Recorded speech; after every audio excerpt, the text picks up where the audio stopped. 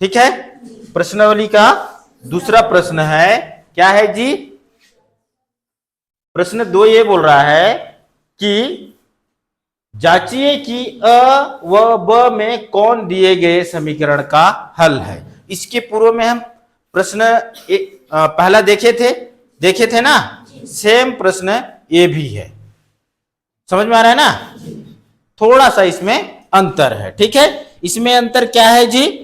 इसमें अंतर यह है कि यहां पर 2 समीकरण दिया हुआ है। कितने? 2 रैखिक समीकरण दिया हुआ है। ठीक है, इसके पूर्व में पहला प्रश्न में केवल एक रैखिक समीकरण दिया हुआ था। समझ में आ रहा है? ठीक है, तो बस इतना बस यहां पर अंतर है।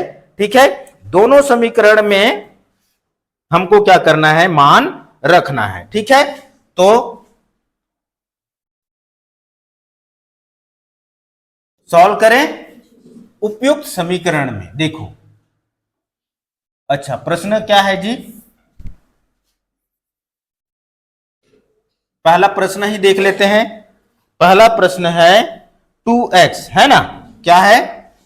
2x प्लस 5y, है ना, इक्वल टू 1। समझ में आ रहा है ना? 2x धन दूसरा 3y बराबर कितना है जी? 3 है। ठीक है, क्वेश्चन क्या है?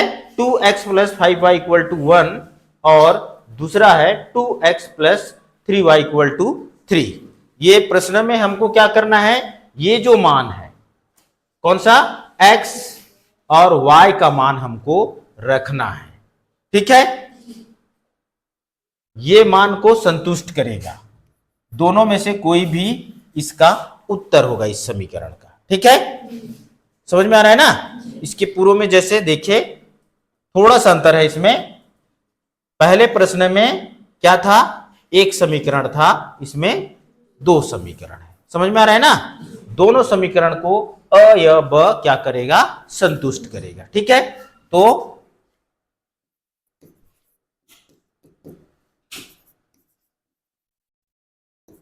उपयुक्त समीकरण में क्या x बराबर पहला ही रख देते हैं अ, है ना? x बराबर कितना रखेंगे जी? 3 तथा y बराबर -1 रखने पर। ठीक है, रख दें। समीकरण क्या है? 2x plus 5y equal to 1। Okay, मान रखें। x का मान रखना है। x का मान क्या है जी? 3 और y का मान -1। ठीक है, 2 इंटू 3 प्लस 5 इंटू क्या है? -1 इक्वल टू 1। ठीक है,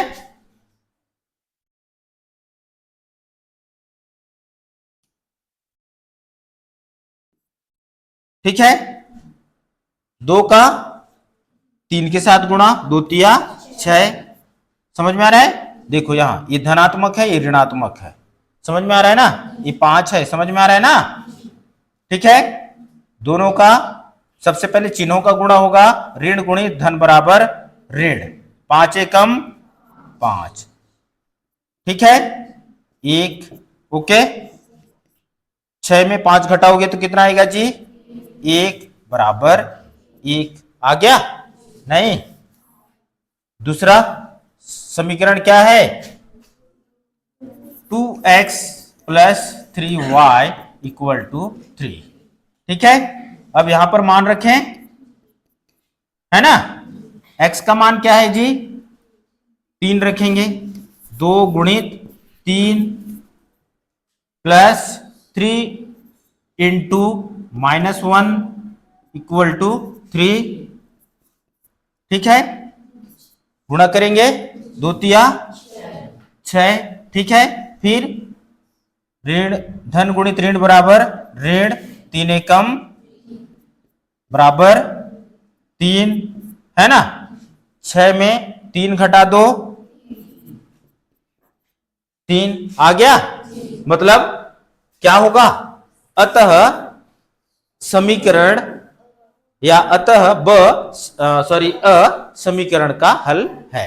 ठीक है, अतः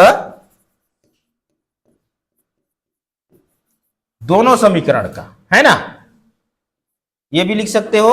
ठीक है, अतः अ है ना, अ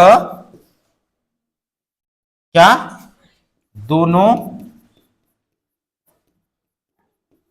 समीकरण का हल है। यही तो ज्ञात करना था ना कि ये दोनों क्या है, अ और ब क्या इस समीकरण के हल हैं, यही ज्ञात करना था ना। यही बोला है ना, अ व ब में कौन दिए गए समीकरण का हल है, अतः अ दोनों समीकरण का हल है। बस यही ज्ञात करना था। समझ में आ रहा है, नहीं आ रहा है?